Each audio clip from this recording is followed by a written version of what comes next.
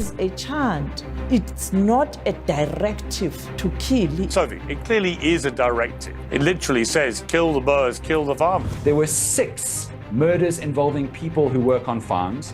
One of them was a white person. There have been people who have testified under oath that they have committed farm murders and that they have been influenced by the chanting of kill the Boer, kill the farmer. South African President Cyril Ramaphosa has sensationally told President Trump to mind his own business and defended the right of his political rivals to chant kill the Boer about white farmers. That slogan, kill the Boer, kill the farmer, is a liberation chant and slogan. And it's not meant to be a message that elicits or calls upon anyone to go and be killed. And that is what our court decided. So they will probably want to arrest people willy-nilly. We follow the dictates of our Constitution. It comes after President Trump interrupted last week's meeting with Ramaphosa to play a video of the opposition firebrand Julius Malema chanting kill the Boer at stadium rallies. And I have other friends in South Africa, I have people that left, one in particular that says you can't go there. He said they want to take your land, they take your land and they kill you. These are burial sites. Each one of those white things you see is a cross. There's approximately 1,000 of them. They're all white farmers. These are articles over the last few days. Death, death, death, horrible death. Well, for that, President Trump wants Malema to be arrested, but Malema's party said yesterday that the chant will be a key part of his campaign in the next round of elections. Trump's recent decision to grant refugee status to white South Africans and to call the murder of white farmers in the country a genocide has sparked a week of debate about what is really going on. To debate, I'm joined by international editor at South African Broadcasting Corporation, Sophie Mokoena, Dr Ernst Roets, the author of Kill the Boer, the government complicity in South Africa's brutal farm murders, Gareth Cliff, host of the Gareth Cliff Show and host of the Dan Corder Show, Dan Corder. So welcome to all of you. Sophie, let me start with you. A lot of interest suddenly focused on South Africa, on this question of white genocide, a deliberate targeting of white farmers in South Africa. And it all blew up in the White House in another extraordinary scene there in the world's most powerful room. How much of what you watched was true, do you think? Well, none of what I watched was true in terms of the president of the United States of America using those visuals in terms of the papers he had, because the pictures that you saw of people wearing white uniform were the pictures taken by a Reuters photographer in the DRC, where you have health services helping in that part of the country. On the issue of the video, Julius Malema chanting that slogan, that liberation slogan, he does it all the time. It's very strange that since the launch of the EFF, Malema has been doing this. Some people in the ANC were doing this pre-1994. Now, that is why yesterday, when I asked the former South African president, Thabo Mbeki, about the chant, he said, this is a chant, and it's not a directive to kill. He even pointed out that during the TRC, one of the it is though, isn't it? Sorry to jump in, but it is. Yeah, but hang on, Sophie. It clearly is a directive. It literally says, kill the Boers, kill the farmers. I mean, what more could be more direct than that? So I don't think defending that chant from what he's obviously chanting is a particularly good way of defending all this. I mean, I think there are perfectly legitimate arguments, which I'm sure we'll come to, about why there is not a white genocide going on. What I'm saying, the chanting of kill the Boers, kill the farmers is pretty unambiguous. Piers, give me a chance. Give me a chance. Give me a chance. I'm saying Malema has been chanting, and not only Malema, many other people. I'm not defending the song, and I'm not saying some people are not aggrieved or some people don't feel pain when it's been chanted. I'm saying This has been happening for a long time now. There has never been an example where this specific chant at a specific place, there's a clear indication that there was a chant and somebody was immediately killed. But of course it's true. We have a serious problem of crime in this country, and not only directed at our fellow white compatriots. All of us, we are affected. We've lost families. We, at some point in time, faced a similar situation where we were confronted with crime. I'm just saying, if President Trump can visit South Africa or speak to many other people in South Africa, not one section, he will get a different perspective. Because when you look, weekend in particular, you know, we Africans, we normally have funerals weekend. Some of those many funerals, it's black people who have been killed. Therefore, many people are affected by crime. Well, I think that's right. And I think that's the point. That was the point. Enough that was the point. Not been done to address crime. Okay, I mean, look, I am a friend of Johan Rupert, who was the South African billionaire who was in the Oval Office at the time. I play in his golf tournament every year. And he made that very point, I thought, very forcefully. Let me bring in Dr. Ernst Roets. So your position is that there's a white genocide. So to which I just want to start by saying there were 26,232 murders last year in South Africa, according to the South African Police Service figures.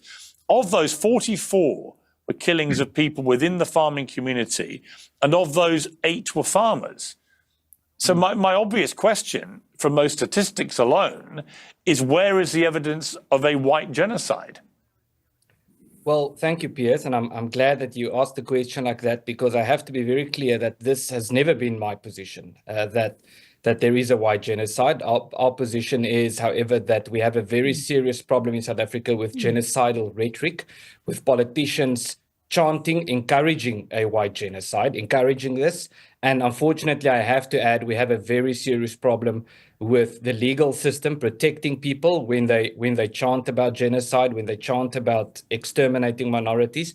And unfortunately, I have to add, we have a very serious problem with journalists trying to defend this chant. So it is a serious problem. And there are other crime phenomena as well in South Africa. But what makes the farm attacks particularly unique is a variety of factors. One, that it's happening in disproportionate numbers, because you have to consider the size of the group within context. Secondly, the very, very unique levels, extreme levels of brutality that affect these farmers. And then what also makes this a very unique crime phenomenon is it's the only crime phenomenon that I can think of in the South African context that is actively romanticized and encouraged by politicians, and with regard to which the romanticization thereof is protected by the justice system and defended by journalists. Okay, Dan Corder, I've been doing a lot of research in the last... It's not true. Hang on, Sophie. I just want to defend the journalist. No, I want to clarify. No journalist in this country has defended or supported any crime in this country directed to any citizen in this country. Can I make a quick response? The very same people today who are talking about, they have been saying the justice system in this country is very independent. The Constitutional Court ruled that this chant, it's not unconstitutional. What must we do as journalists? Must we violate the laws of the country when the highest court in the land has made a ruling? Sophie, sorry to jump in again, but I do want to saying there's no genocide. I do want to let the other panelists have a chance to speak. I would just say we should all be able to agree that any political leader who chants, kill the Boers, kill the farmers, whoever he says he should kill, it's disgusting, it's outrageous, it shouldn't be happening. I've taken him on about it directly, Julius Malema on Twitter. He didn't like it, but you know what? Tough. He's actually calling for people to be killed. And I don't care how long he's done it for, it's completely wrong. What I would say, though, Dan Corder, it's interesting to hear Dr. Roets say that he does not support the notion of a white genocide. I'm not really sure that there's any evidence for a white genocide. What there's evidence of, and Johan Rupert made this point, I thought, very powerfully in the Oval Office, is that there's evidence of a massive crime problem, that there are an unbelievable number of murders in South Africa, predominantly of black people, and that's the real crisis that needs to be dealt with. Totally, Piers. Thank you for having me. So I think that there are three things that we need to just agree that all the data supports and affirms in South Africa. And this comes from independent regulatory bodies, from independent researchers from around the world in South Africa. The first one is that the vast majority of white South Africans live a better quality of life now than the vast majority of black South Africans currently living will ever be able to live and could dream of living. So that's point one. Point two, crime patterns are absolutely clear across this country. The richer and whiter you are, and usually based on what I've just said, the whiter you are, the richer you are. That's an undeniable correlation based on historical rigging of our economic system during and before apartheid. The richer and whiter you are, the less likely you are to suffer crime, and the poorer and blacker you are, the more likely you are to suffer crime. And then thirdly, there is no evidence of targeted race-based murders in this country. There's not been a single land seizure in this country by the government or others based on race. And I want to speak to what Ernst Roets said. It's crucial to point out this, that he talks about the particular brutality, allegedly, of farm murders without countenancing the fact that the vast majority of murders in this country affecting all kinds of people are particularly brutal and awful and garish. It's not unique to farm murders. It happens all the time in all communities. It is ghastly and awful. It's not a specific plight of the farmer. And Ernst claims that you need to count like the number of farm murders in line with the proportion of how many people there are. Actually, if you look at the data, farmers, whiter farmers, suffer less crime than black farmers and farmers of color because they are better protected by their wealth, which is often a corollary with their race. It actually turns out that when you count the beans, white farmers are absolutely not being disproportionately sufferers of crime. What really happens, Piers, in farming communities around the country is that in a farming community, there are many poor people for whom the only place that they can gain work is a farm. And the only source of wealth in that area is the farm. And so crime out of necessity to try and steal something to gain wealth, while very regrettable, it makes sense that it happens. It makes sense that it targets the source of wealth, the source of income, and the source of value. That happens all across the country. And there were crime stats that came out, if I can just finish, Piers, because crime stats came out 3 days ago that are super relevant to this. And thank you for the crime stats that you spoke about earlier.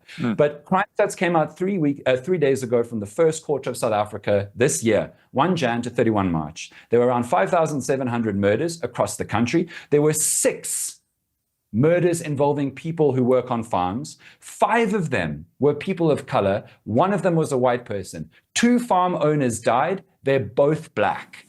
3 of the farm laborers who died were black, and the 1 white person was a farm dweller. So we are not here to allow the spin of data to make it sound like it is worse to be a white farmer than any other group in this country, because it is simply not true. And SAPS, the South African Police Force, was questioned earlier this year because there were allegations of undercounting farm murders. SAPS went through all of those complaints and found that only 1 of the names of a person who was allegedly murdered in the last year who was involved in a farm had already been counted in the previous quarter of the statistics. The actual group of people who are undercounted in terms of how much they suffer crime are impoverished people and black people, because those are the stories that don't end up with the police and don't end up. So let me ask you this question, which is why has Donald Trump been lent on, do you think, by so many people, possibly, we assume, including Elon Musk, who's obviously is South African himself. What do you think is going on here to make Donald Trump, President of the United States, take on the South African president in the way that he did? The vast majority of Donald Trump's political project is that America is under assault, and by that he means white America. And he is completely anti any immigration or any flowing in of people from other parts in the world, whether legal or otherwise, whether it be a student at a university or somebody jumping the border to try and find out. Well, to be fair, he's not special. Hang on. Let me finish. He hasn't.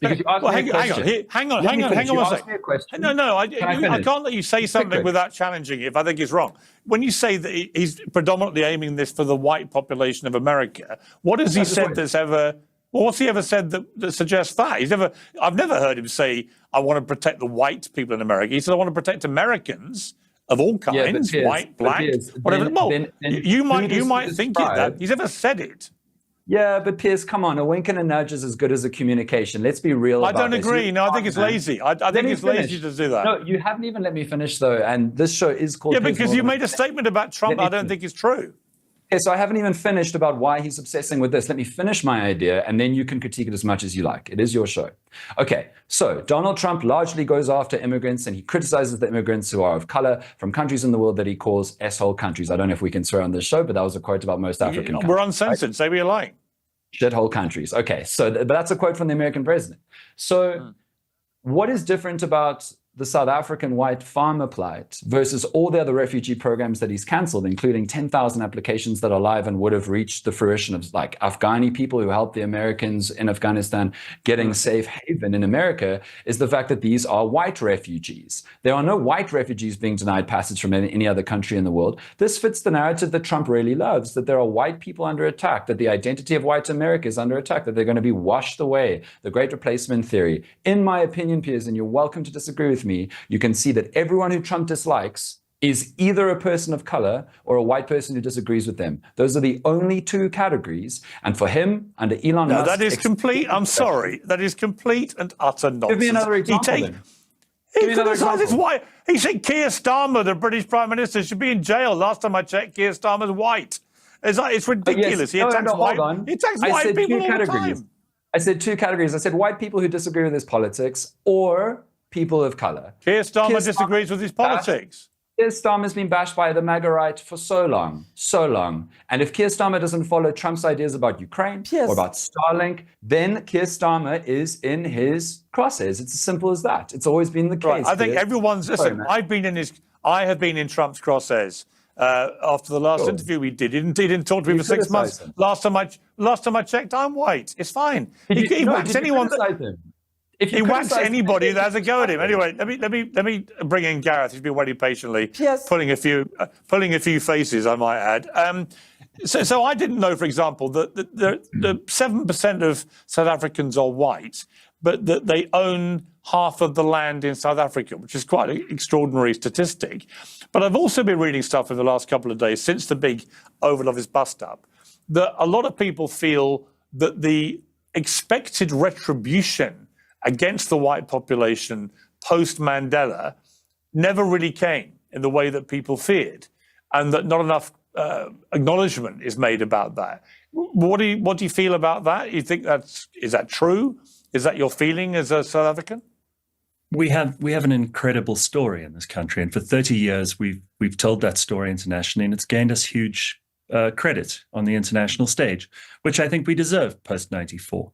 What hasn't happened is that our government hasn't been treated like adults by the international community since then, because we've been coddled, and the international left has used South Africa as an example for their own ends, not necessarily because it's true for us, of what a sort of open society golden utopia might be. I think that this is the first time, and I didn't enjoy watching our president humiliated in the White House. I don't think that that's good for any country's leaders to have to go through. But it certainly was a recognition that South Africa is being treated as an adult country in the international community that must account for itself. And if Trump believes that those are the things that we need accounting for, then that's his right as the leader of the United States. It's his right. It's his right. But is he actually right when it comes to the facts? Many people say that this concept of a white genocide in South Africa is fiction, and it's being perpetrated by people on the kind of equivalent MAGA right in South Africa, who have somehow got into some of the senior Trump people, maybe Elon Musk, maybe some of the others, and they've convinced them that this is a real thing that needs to be dealt with, and Trump has reacted accordingly. And actually, it may be the catalyst for all this is based on a falsehood. Certainly, I agree with Ernst, and it seems our panel is all in agreement about the fact that we don't regard what's happening here as a genocide. I think that that's something that Trump has misread in terms of the situation. What I do think is happening, there are certainly race-based laws in this country which need some addressing.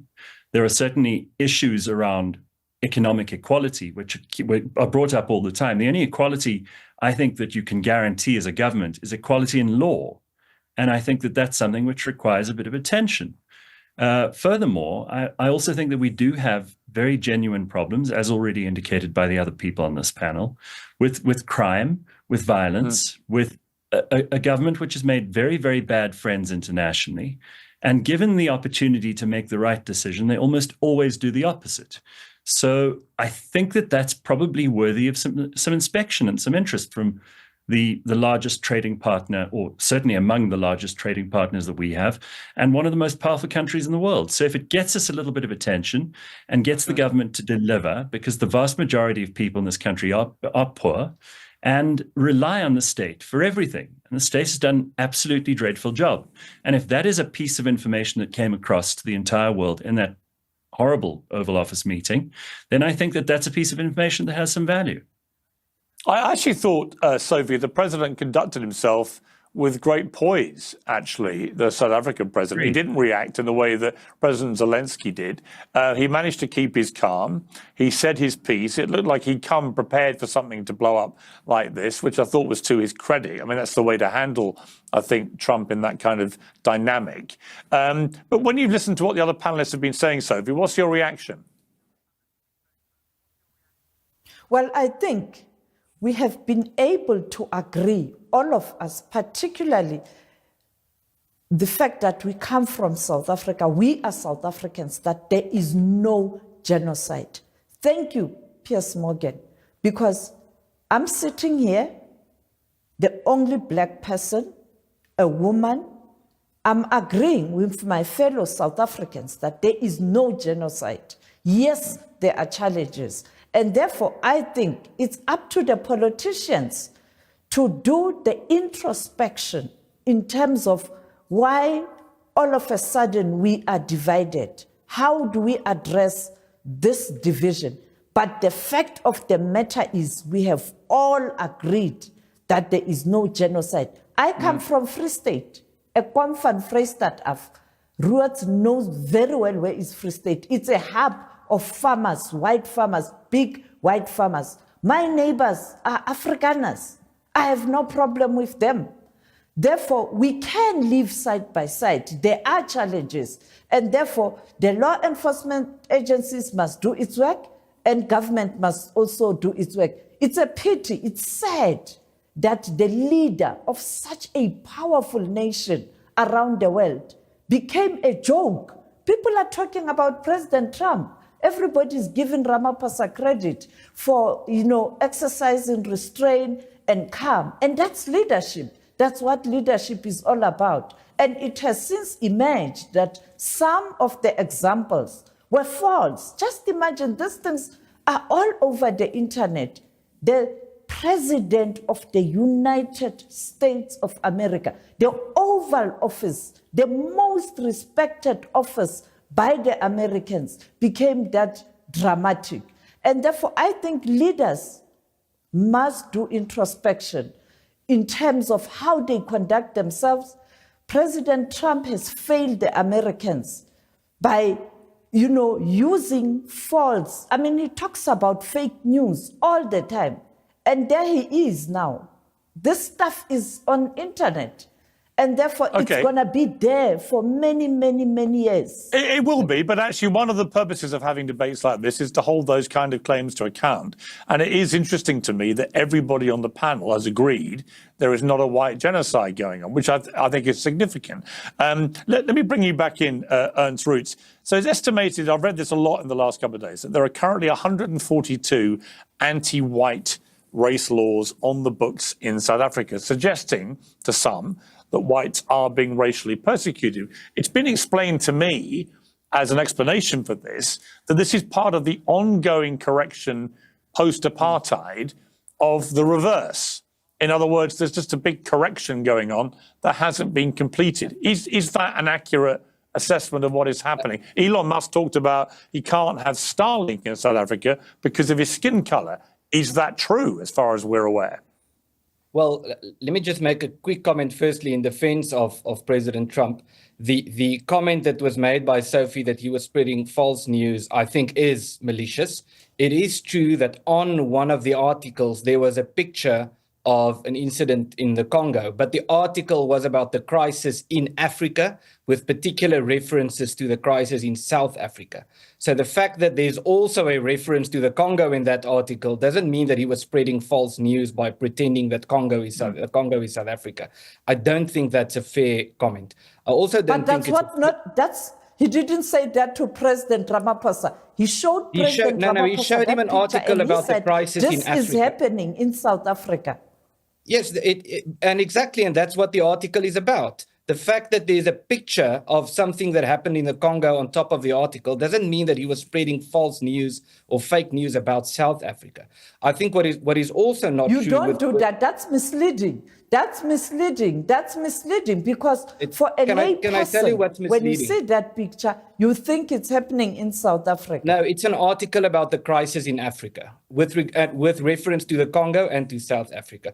What is misleading, though, with all due respect, is earlier you mentioned that there's never been a single example of a person who has been murdered as a result of the Kill the Boer chant. That's false. You can look it up yourself. There have been people who have testified under oath that they have committed farm murders and that they have been influenced by the chanting of Kill the Boer, Kill the Farmer. It's on record. Have they been sentenced? Which court? Which court? Which case? Tutuka Chueni testified that when he spoke at the Truth and Reconciliation Commission after murdering a farmer called Godfrey Ewer.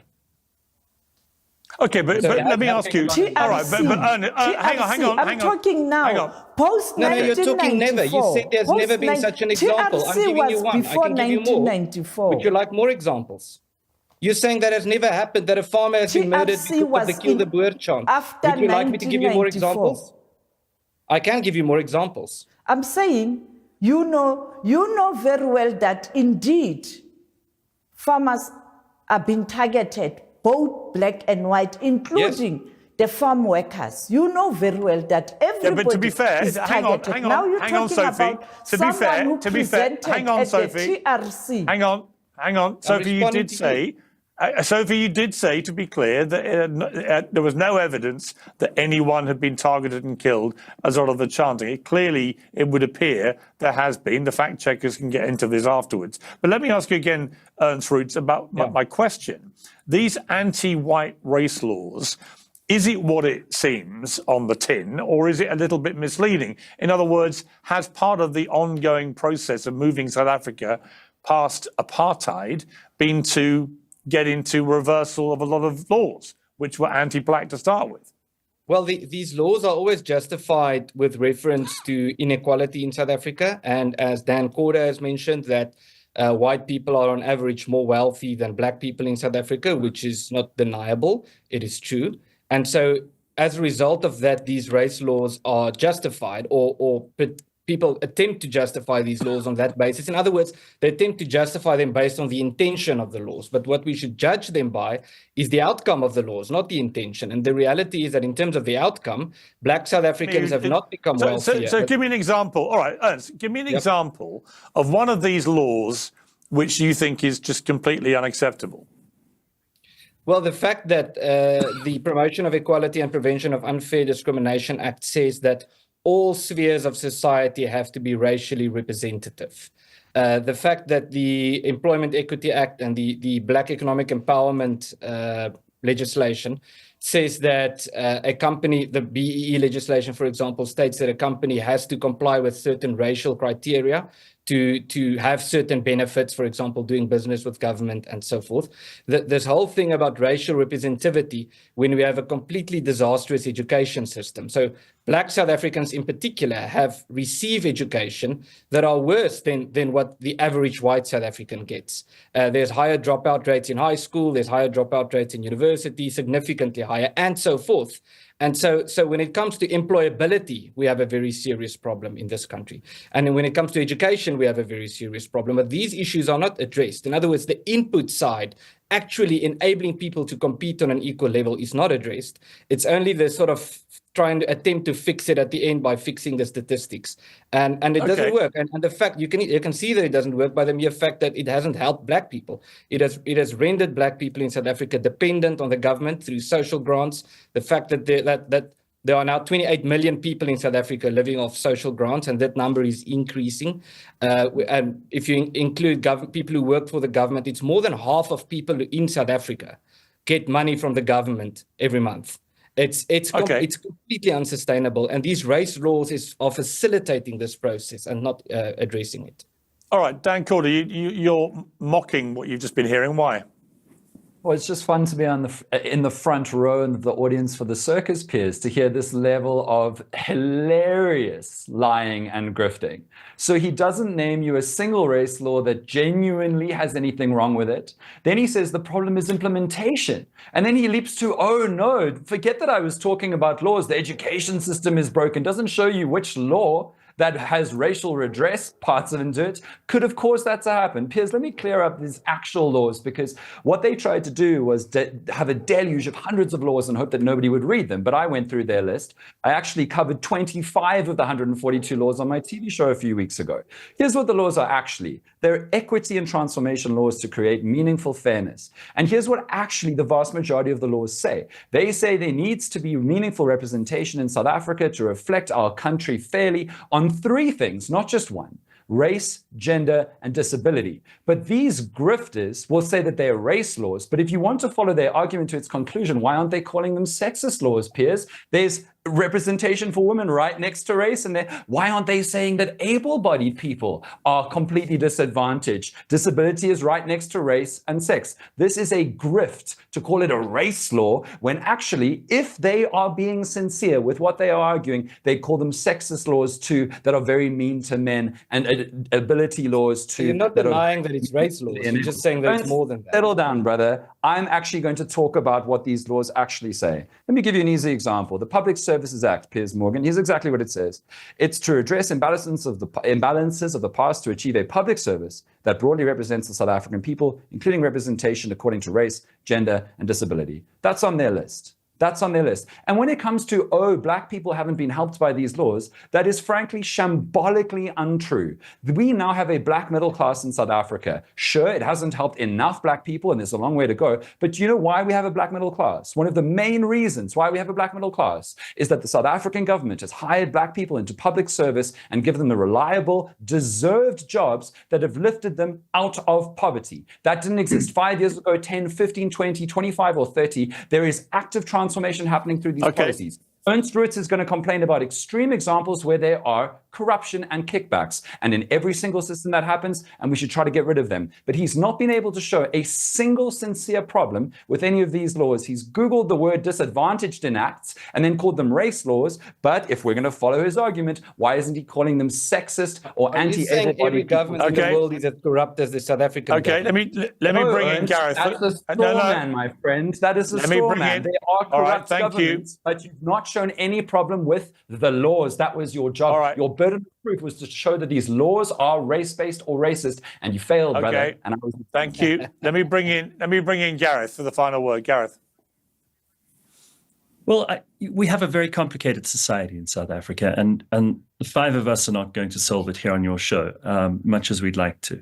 I think we've got to address the fact that we've got a very complicated history, that there are people who find themselves at the receiving end of laws from the past that have hurt them, that have disadvantaged them, and there are people now who are claiming that there are laws that are disadvantaging them in turn.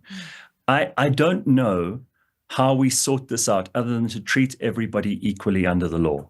I think that that's a fundamental concept in Western civilization, which has a massive application in all places where people want to live in civilized society, where they want to have sophisticated culture, where they want to have a legal system that can protect one and all. And I think we've gone a long way to getting there in South Africa. We may have gone past the station once or twice, and that's my concern. But I don't think that we are a disaster, that we're a basket case, that we're a banana republic. I just think that this government could do a whole lot better a job. And if the pressure is brought to bear by Donald Trump or it's brought to bear by many of the civil action groups in this country, among them the one that Ernst used to work for too, AfriForum, and there are many others of different political bents who are all trying their best to make South Africa work and to make it a better place. And I applaud them all. I think the average South African is suffering immensely. We have tremendous unemployment. We have massive poverty. And Ernst is right to mention the 26 to 28 million people who are on a pittance, which we call social welfare, but is barely enough for them to scrape through a week of life. And I think that that's all quite appalling. And we could do quite a lot more to make this place more habitable, more friendly, and yes, fairer. Yeah, I think it's a very nice way to wrap it up. Thank you all very much indeed. I appreciate you coming on.